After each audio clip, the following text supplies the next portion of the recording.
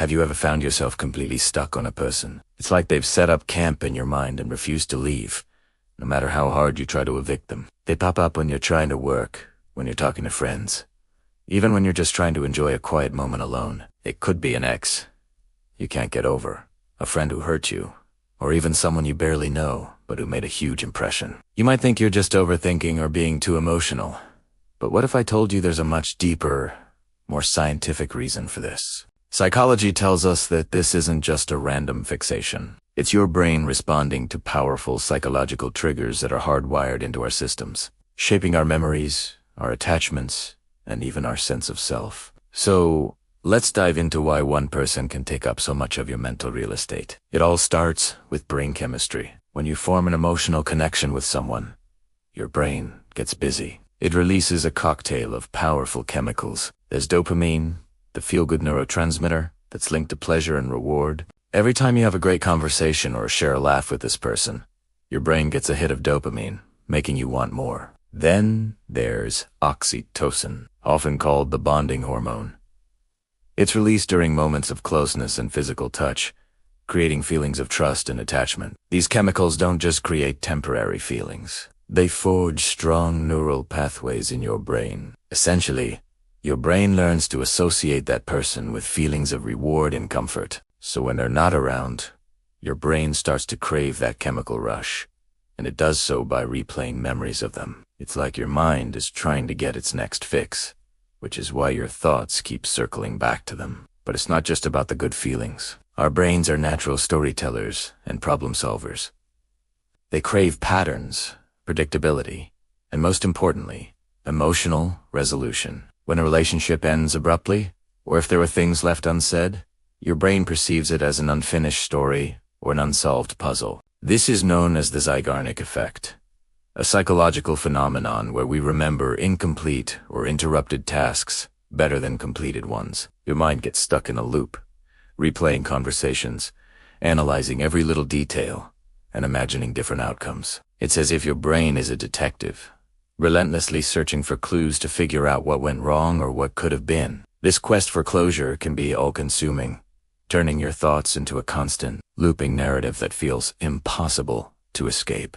Your brain isn't trying to torture you. It's genuinely trying to find a resolution and close the open file on that person. Another powerful psychological trap our minds fall into is idealization. When we miss someone, we often don't miss the whole person, with all their flaws and complexities. Instead, we miss a highlight reel. This is a cognitive bias called rosy retrospection, where we tend to remember the past more fondly than it actually was, while filtering out the negative aspects. Your mind might conveniently forget the arguments, the disappointments, or the reasons things didn't work out. Instead, it focuses on the laughter, the perfect moments, and the idealized version of that person. This creates an impossibly perfect image that the real world can't compete with. You're not just thinking about a person.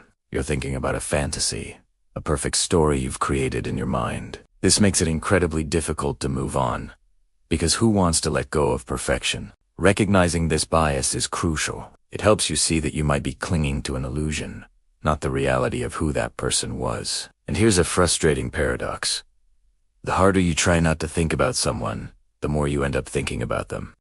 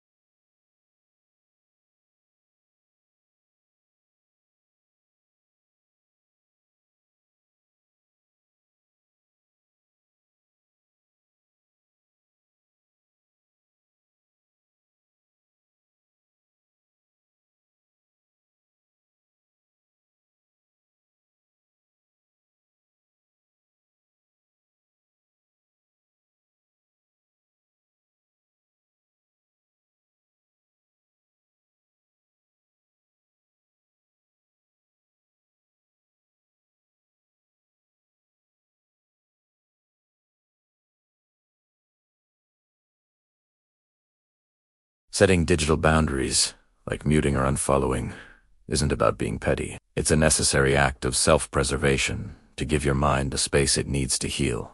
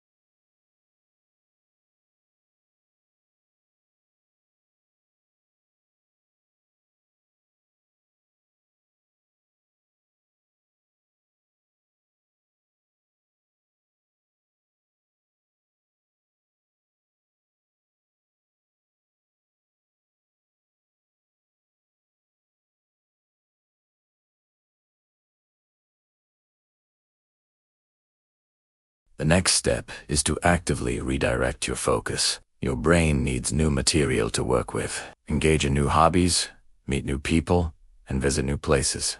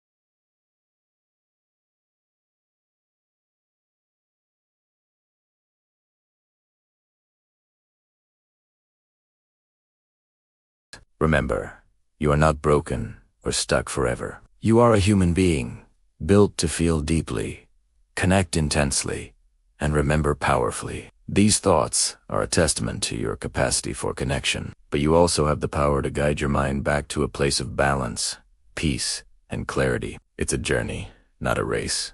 So be patient and kind to yourself along the way. If this exploration of the psychology behind our thoughts was helpful and you want more insights that can help you understand your mind and heal, make sure to like this video and subscribe to our channel. Don't forget to hit the notification bell so you won't miss our next video. Your journey to self-understanding is important, and we're here to support you every step of the way. Thanks for watching.